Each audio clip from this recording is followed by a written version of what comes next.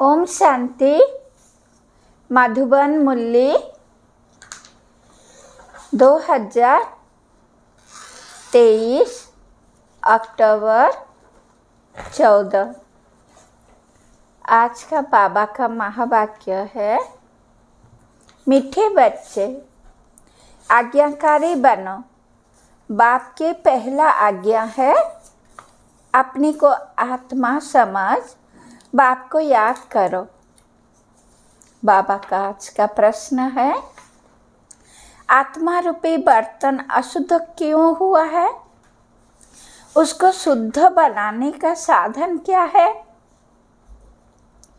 आज का बाबा का उत्तर, बाह्य बातों को सुनते और सुनाते आत्मा रूपी बर्तन अशुद्ध बन गया है। इसको शुद्ध बनाने के लिए बाप का फरमान है, hear no evil, see no evil. एक बाप से सुनो, बाप को ही याद करो तो आत्मा रूपी बर्तन शुद्ध हो जाएगा। आत्मा और शरीर दोनों पावन बन जाएगा। आज का बाबा का गीत है, जो पिया के साथ है ज्ञान बरसात है। ओम शांति। विस्तार। ओम शांति का अर्थ तो बच्चों ने समझा हुआ है।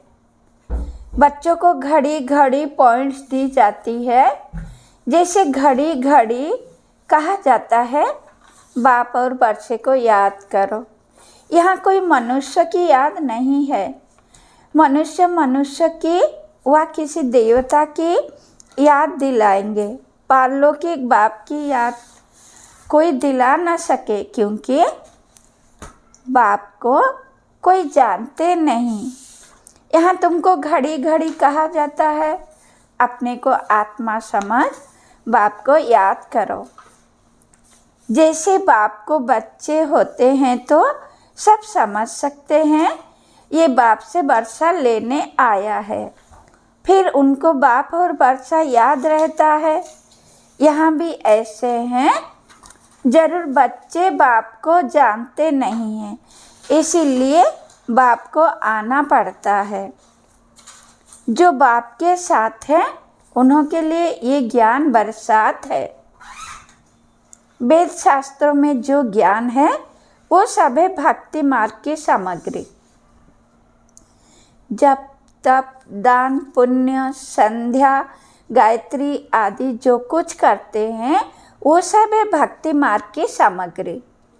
सन्यासी भी भक्त हुए, पवित्रता बिगर कोई शांति धाम में जा नहीं सकते, इसीलिए वो घर बार छोड़ जाते हैं।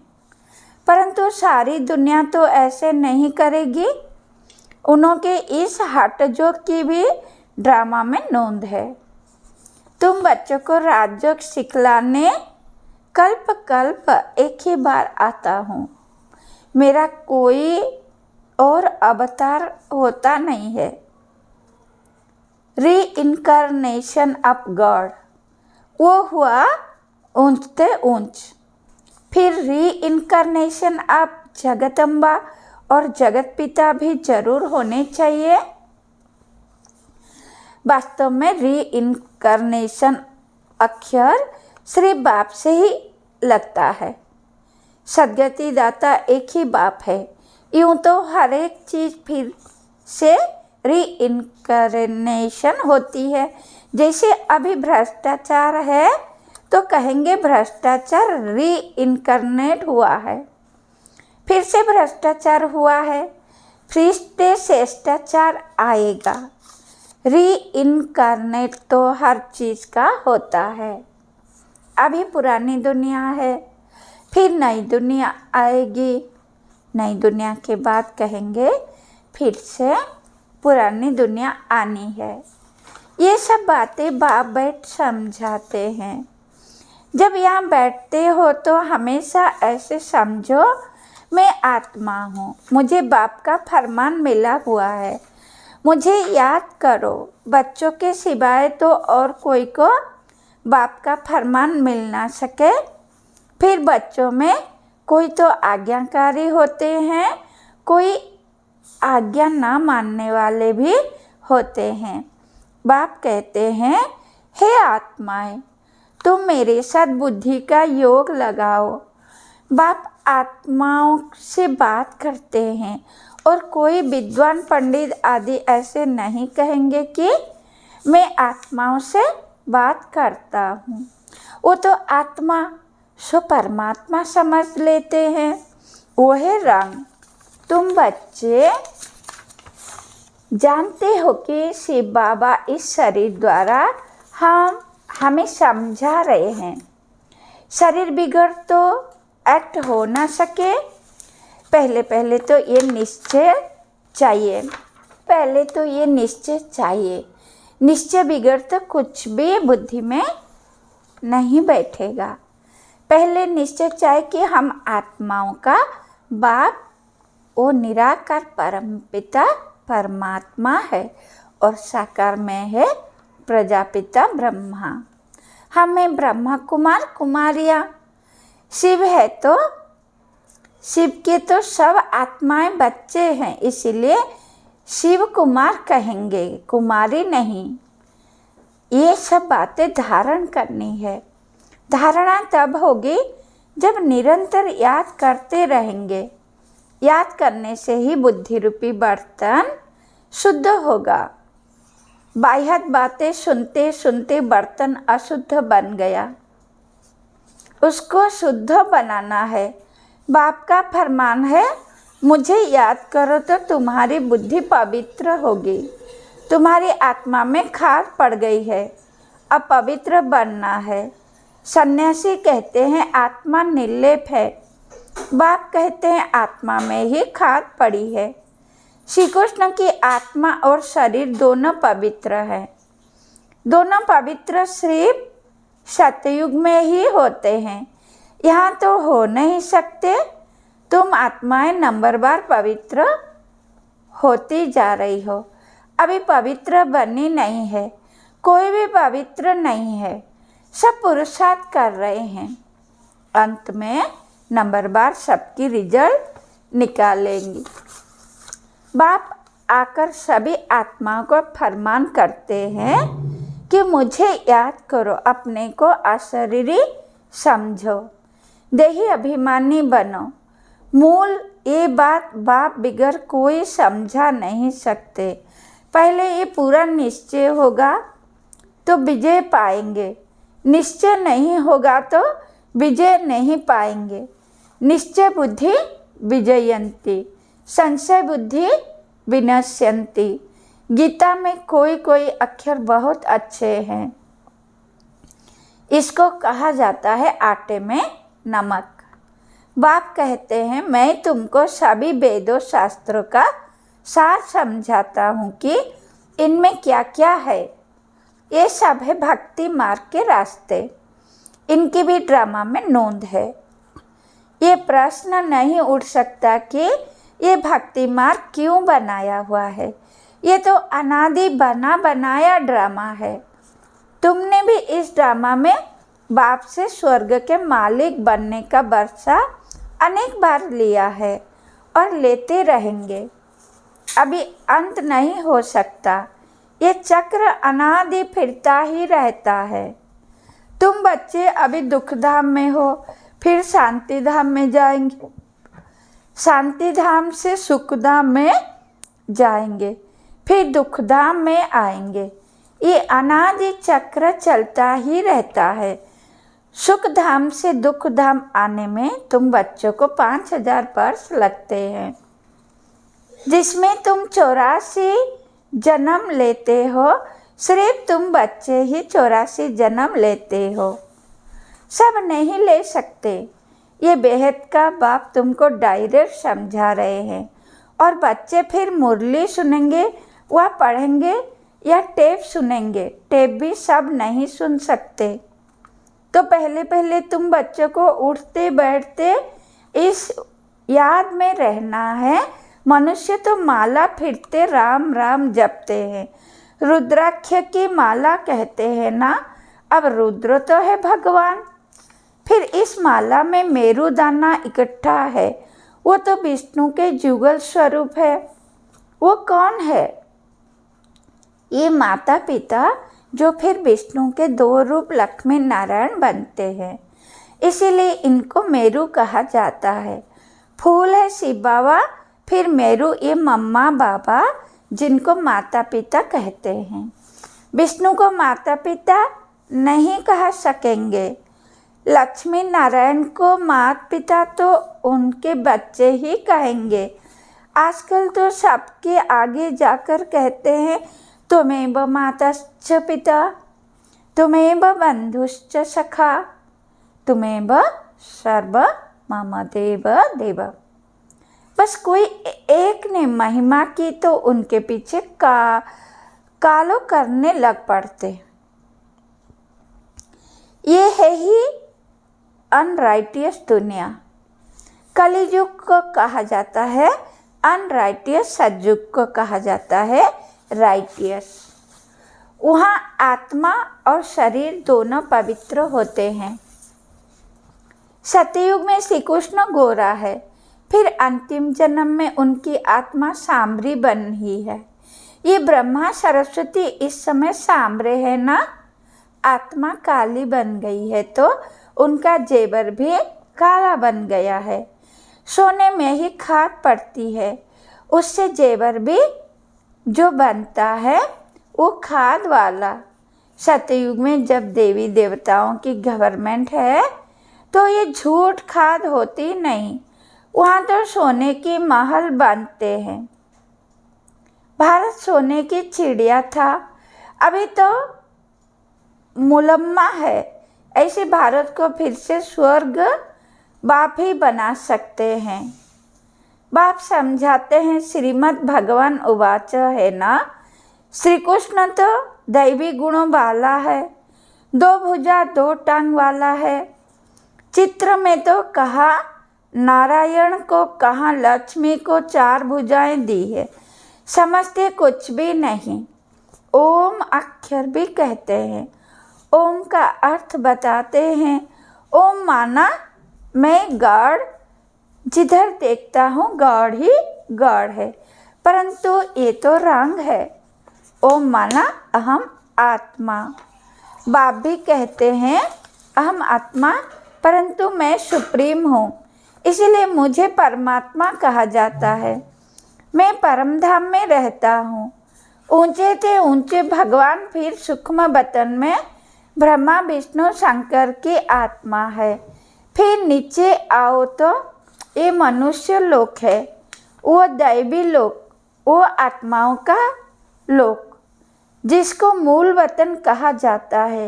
ये बातें समझने की है। तुम बच्चों को ये अविनाशी ज्ञान रत्न का दान मिलता है, जिससे तुम भविष्य में माला माल डबल सिरताज बनते हो। देखो श्री कृष्ण को दोनों ताज है ना, फिर वही बच्चा चंद्रवंशी में आता है तो दो कला कम हो जाती है। फिर वैश्य वंशी में आएंगे तो और चार कला कम हो जाएगी। फिर लाइट का ताज उड़ जाएगा, बाकी रत्न जड़ित ताज रहेगा। फिर जो अच्छा दान पुण्य करते हैं उनको एक जन्म के लिए अच्छी राजाएं मिलती है। फिर दूसरे जन्म में भी अच्छा दान पुण्य किया तो फिर भी राजाएं मिल सकती है। यहाँ तो तुम 21 जन्मों के लिए राजाएं पा सकते हो, मेहनत करनी पड़ती है।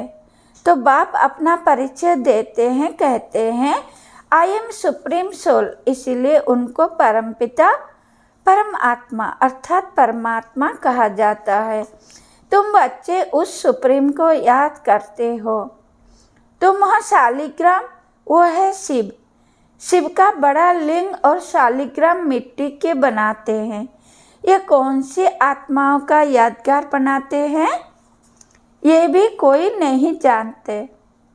तुम शिव बाबा के बच्चे भारत को स्वर्ग बनाते हो, इसीलिए तुम्हारी पूजा होती है। फिर तुम देवता बनते हो, तब ही तुम्हारी पूजा होती है।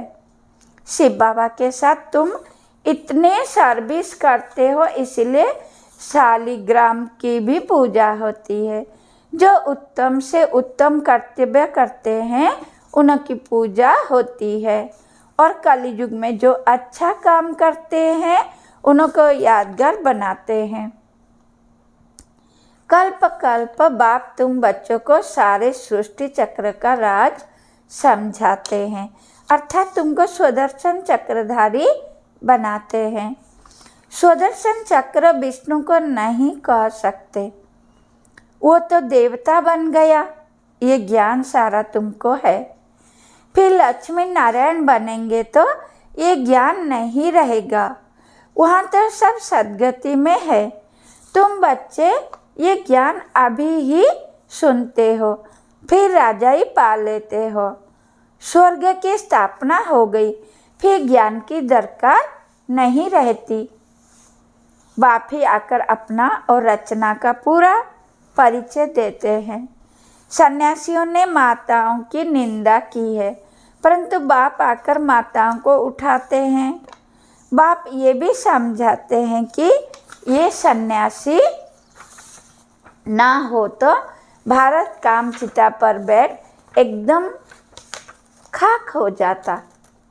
जब देवी देवता वाम मार्ग में गिरते हैं तो उस समय अर्थक्वेक बड़ी जोर की होती है, फिर सब नीचे चला जाता है और खंड आदि तो होते नहीं, भारत ही होता है।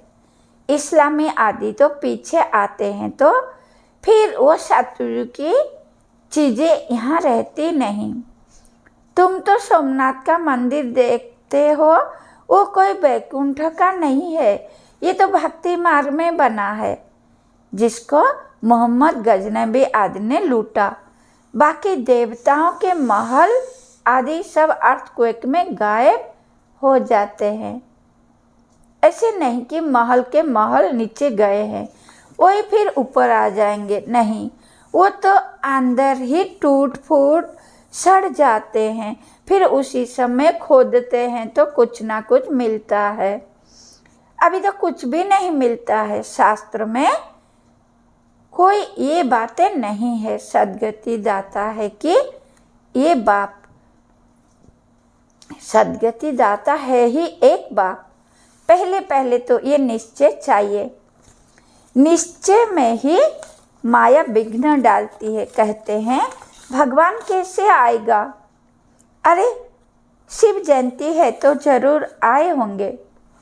बाप ने समझाया है, मैं बेहद के दिन और बेहद की रात के संगम पर आता हूँ, ये कोई नहीं जानते कि किस समय आता हूँ, तुम बच्चे जानते हो। बाप ने ही ये नॉलेज दी है और दिव्य दृष्टि से ये चित्र आदि बनवाए हैं। गीता में भी कल्प वृक्ष का कुछ वर्णन है। बच्चों को कहते हैं हम तुम अभी है, कल्प पहले भी थे और फिर कल्प कल्प मिलते रहेंगे। मैं कल्प कल्प तुमको ये ज्ञान दूंगा तो चक्र भी सिद्ध होता है, परंतु तुम्हारे सिवाय कोई समझ ना सके। ये सारे सृष्टि चक्र का चित्र है, जरूर कोई ने बनवाया है। बाप भी इस पर, बच्चे भी इस पर समझाते हैं। अच्छा, मीठे मीठे सिकिलदे बच्चे प्रति माता पिता बाप दादा का याद प्यार और गुड मॉर्निंग। रूहानी बाप की रूहानी बच्चों को नमस्ते। हम बच्चों को भी बाप दादा को याद प्यार गुड मॉर्निंग नमस्ते।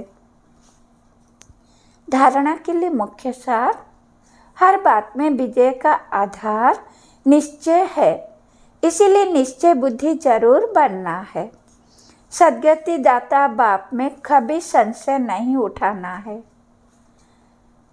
नंबर 2, बुद्धि को पवित्र व शुद्ध बनाने के लिए अशरीरी बनने का अभ्यास करना है। बाह्य व्यर्थ बातें न सुननी है न सुनानी है। वरदान है, बेहद के स्मृति स्वरूप द्वारा हद की बातों को समाप्त करने वाले अनुभवी मूर्त भव। विस्तार। आप श्रेष्ठ आत्माएं डायरेक्ट बीज और मुख्य 2 पत्ते त्रिमूर्ति के साथ समीप संबंध वाले तना हो। इसी ऊंची स्टेज पर स्थित रहो। बेहद के स्मृति स्वरूप बनो तो हद की व्यर्थ बातें समाप्त हो जाएगी। अपने बेहद के बुजुर्गपन में आओ तो सदा सर्व अनुभवी मूर्त हो जाएंगे। जो बेहद के पूर्वपन का ऑक्यूपेशन है उसको सदा स्मृति में रखो।